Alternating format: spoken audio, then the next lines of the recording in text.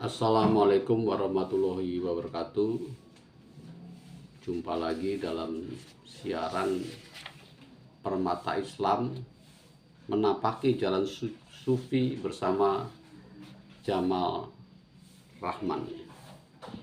Jadi seperti pembukaan saya tempo hari, kita akan menapaki buku ini dari bab ke bab ya.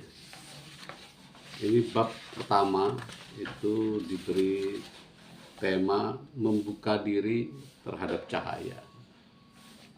Subjudulnya adalah ayat Al-Quran, yaitu surat Al-Baqarah ayat 2, surat 38 ayat 29. Sebenarnya 2 ini judulnya, tapi saya tambahkan karena di dalamnya juga ada surat yang senada, yaitu ayat 54 ayat 17. Ini kira-kira sama. Mungkin kita baca dulu ya, artinya saja langsung ya. Al-Baqarah ayat 2 ayat 2 ya. Al-Quran ini tidak ada keraguan padanya, petunjuk bagi mereka yang bertakwa. Jadi ini petunjuk bagi mereka yang bertakwa.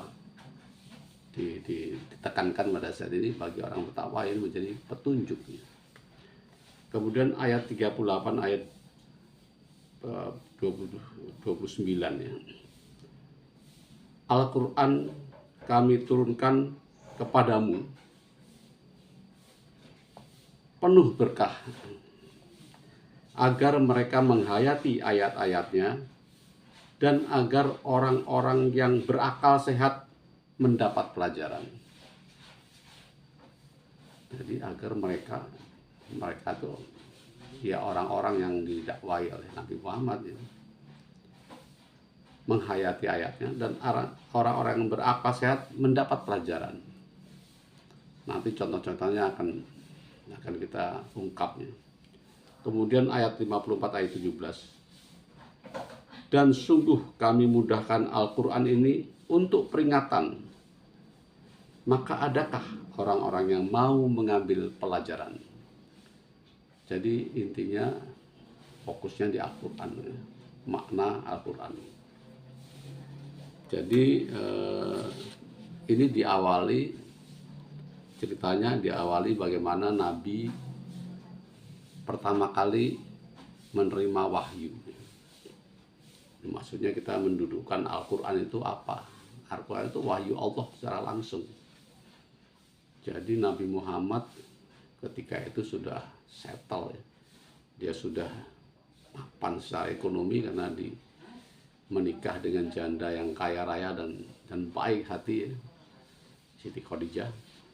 Tetapi Nabi masih mencari-cari. Dia melihat masyarakat ini adalah masyarakat jahiliyah ya, yang membunuh anak perempuan, berzina sembarangan, melakukan perbuatan-perbuatan yang menurut dia, hati nuraninya mengatakan bahwa ini tidak bisa dibenarkan. Tapi what is it? What's wrong with this? Dia selalu bertanya-tanya. Kemudian dia punya kebiasaan setiap bulan Ramadan gitu ya, itu menyendiri di sebuah gua ya untuk mendapat pencerahan ya. Nggak tahu, itu natural aja ya. Mungkin sebagaimana juga Buddha, sang Siddhartha Buddha Gautama ya, sudah anak raja, punya istri cantik, semuanya ada, kemewahan ada, but hatinya tidak bisa terpuasi dengan itu. Dia melihat masyarakat, ada yang tua, ada yang mati, ada yang sakit. Apakah hidup ini? Dan dia juga menyendiri. Kira-kira mirip seperti itu. Nah kemudian diceritakan pada hari itu dia melihat cahaya yang menyilaukan dan dia ketakutan ya. Sebagai manusia tidak pernah mengalami itu. Dia menggigil, akhirnya dia meninggalkan gua dan minta perlindungan atau kepada istrinya, selimuti aku kediri aku menghadapi sesuatu peristiwa yang tidak pernah saya bayangkan sebelumnya. Kemudian Siti Khadijah yakin bahwa itu karena Muhammad mengira itu setan ya.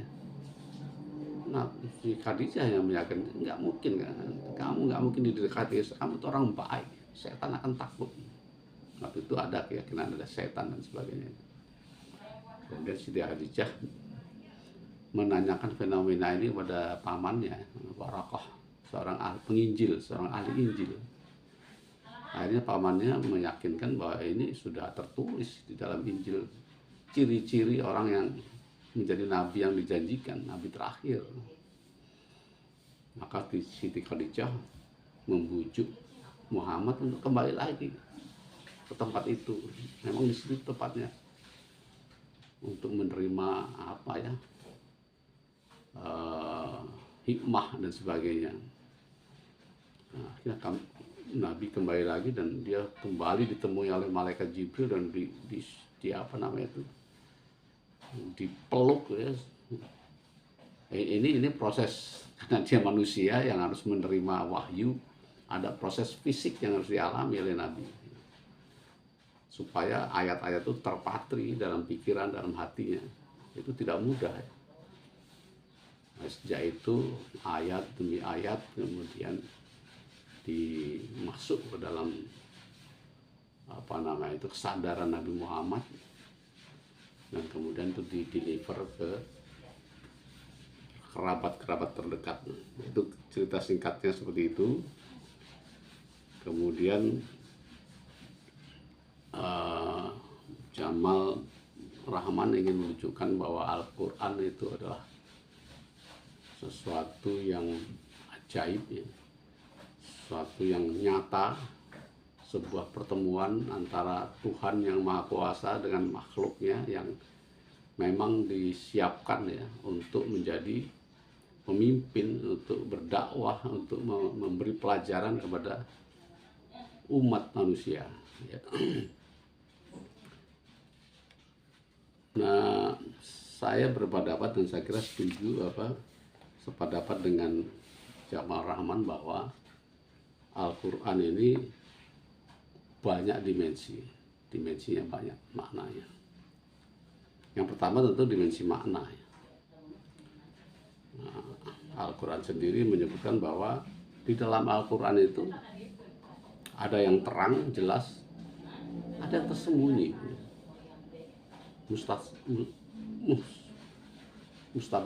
mustasabiah ya, istilahnya itu. Ada yang terang dan ada yang tersembunyi. Nah, banyak cerita-cerita di mana orang mu'alaf terutama ketika dia menggunakan akalnya itu seperti yang ditulis dalam surat tadi ya. Bahasa yang terang dan petunjuk bagi orang yang mau berpikir. Kalau orang mau berpikir kemudian membaca Al-Quran, maka dia akan bergetar. Meskipun dia contoh pada zaman Nabi itu Umar bin Khattab. Umar bin Khattab sebelum menjadi sahabat itu adalah musuh Nabi yang paling ditakuti karena dia paling berani ya. Tapi sesungguhnya Umar bin Khattab itu seorang yang baik hatinya, seorang yang jantan, seorang yang gentle. Tapi karena dia melihat umat ini diporak-porandakan oleh Nabi dengan keyakinan yang baru, dia pada saat itu ingin membunuh Nabi.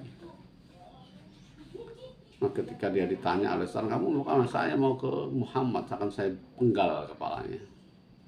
Terus seorang teman, kenapa jauh-jauh ke Muhammad? Adikmu aja udah masuk agama Muhammad. Hah? Masa? Lalu dia menemui adiknya, dan ketika itu adiknya ditanya dan adiknya dengan tegas, ya saya sudah memeluk agama Nabi. Lalu tampar mukanya, Peter jatuh. Itu dia tersadar, kok saya jadi jahat itu, kenapa saya berbuat ini pada adik saya, dan kenapa adik saya begitu beraninya mengatakan bahwa dia menjadi penganut Nabi padahal itu musuh saya.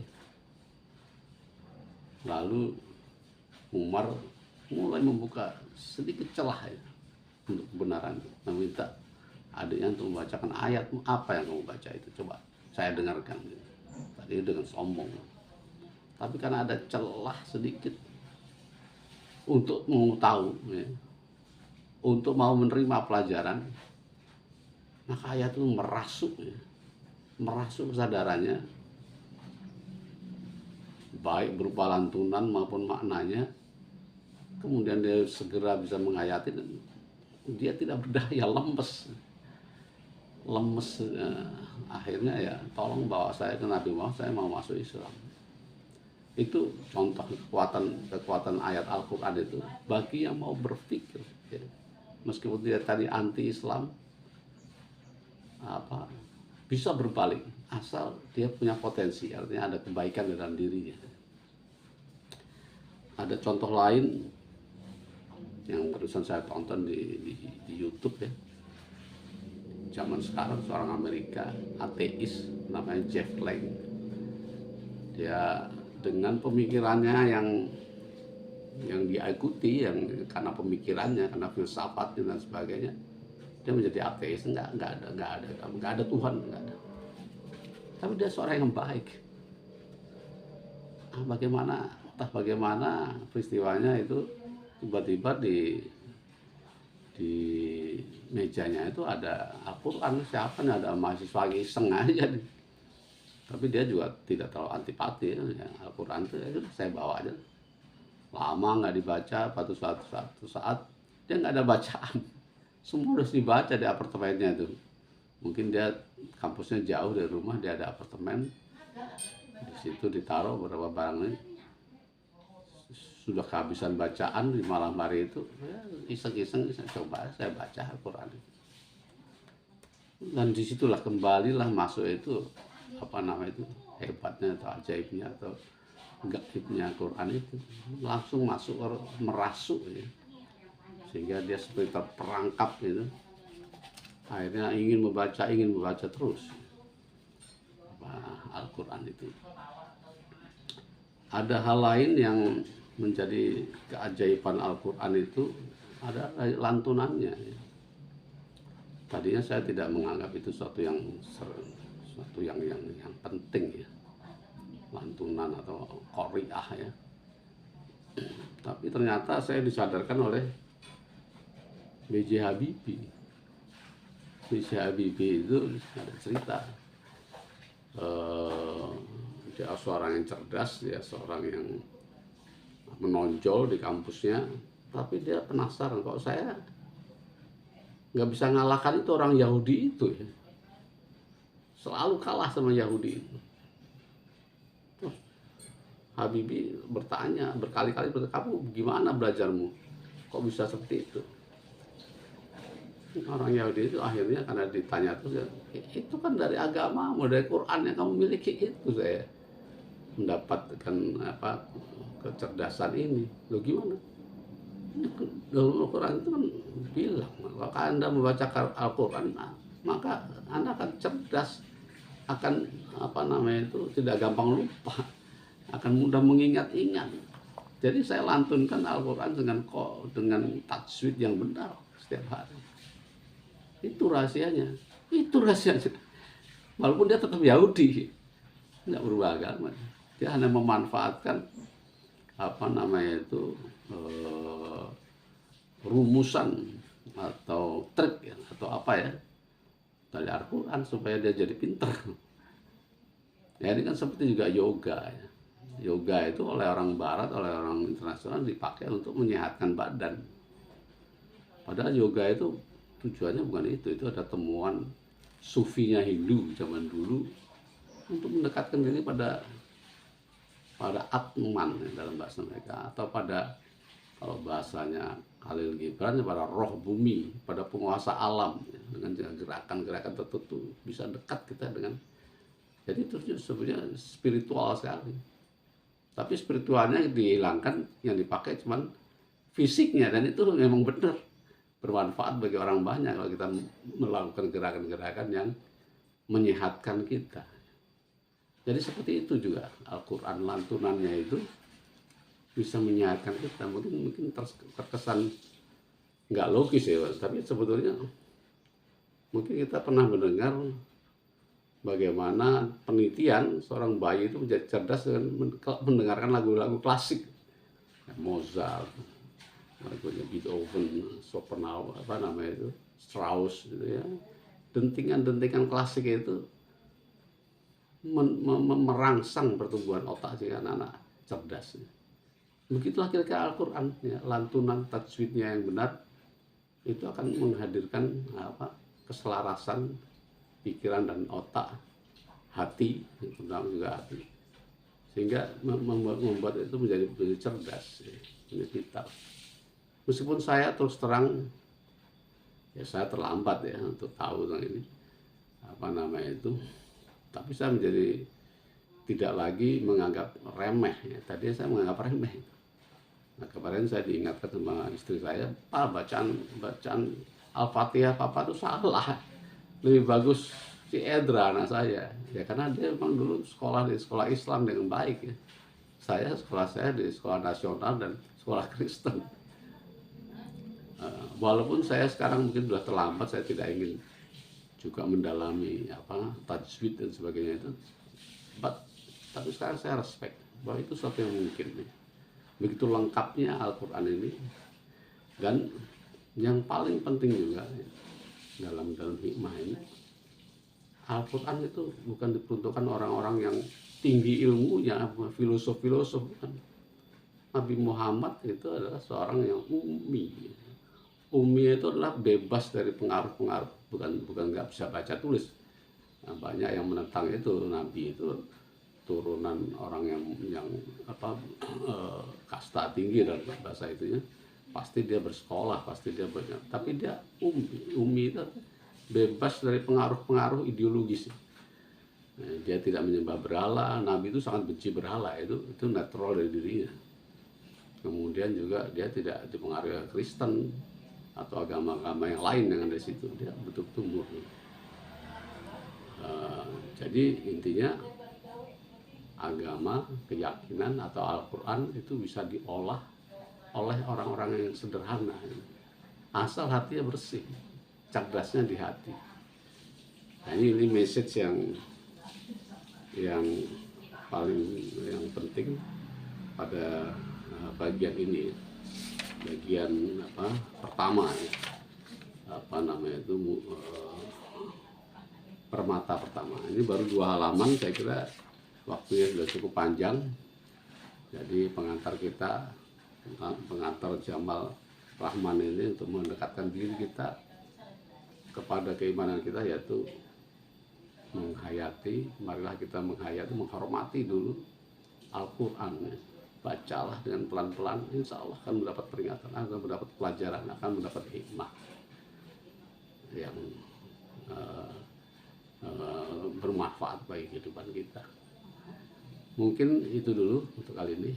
Terima kasih. Assalamualaikum warahmatullahi wabarakatuh.